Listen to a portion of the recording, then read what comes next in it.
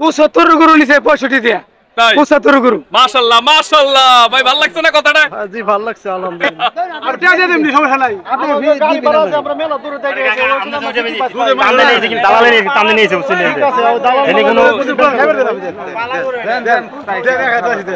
দেন বাবা না বাবা। আমি দেনে গিয়ে পয়সা দেনে খালি কথা না টানতে নিয়ে গেছে তাহলে আমি তুই কম দেন না। চা খালি টাকা কাটা টেটি লেই পড়েন কা। এক টাকা আছে দেন। আজ করে নিয়ে দেব আপনি দেন। ও খাইবার দেন। দেনে হ্যাঁ কিন্তু টানতে দিয়েছে খাইবার দিন আপনি খাওয়ান।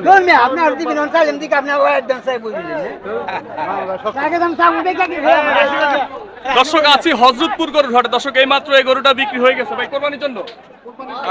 কোরবানির জন্য এই গরুটা এই মাত্র বিক্রি হয়ে গেল। দর্শক খুবই সুন্দর একটি গরু বিক্রি হয়ে গেছে হযরতপুর গরুর হাটে। গরুটা যদি একটু ভালো করে দেখাই আপনাদেরকে তাহলে বুঝতে পারবেন আর কত বিক্রি হয়েছে আমরা ওনাদের সাথে কথা বলে জানবো। কত বিক্রি হয়েছে? 65,000 কে নিছে গরুটা? আমরাই। আপনারাই নিছেন। 65,000 বিক্রি হয়েছে। জি জি। আচ্ছা দাম চাইছিল কত? দাম চাইছিল আপনার 1 লাখ।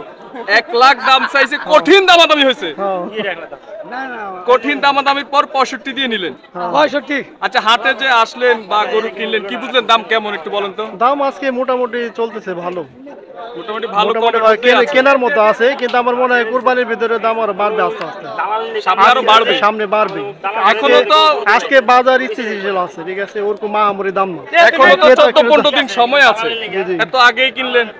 কিনলাম বাসায় বাচ্চারা আছে এরা দেখবো পালবো বুঝলেন এটা শখ কোরবানির বছরে একবার আসে কোরবানি তা বাচ্চা ছোট ছোট বাচ্চারা আছে এরা দেখবো ই করবো ঘাস কেটে খাওয়াবো ভালো এটার মধ্যে একটা আনন্দ আছে। আনন্দ অনেক আনন্দ 75 গরু নিছে 65 দিয়া।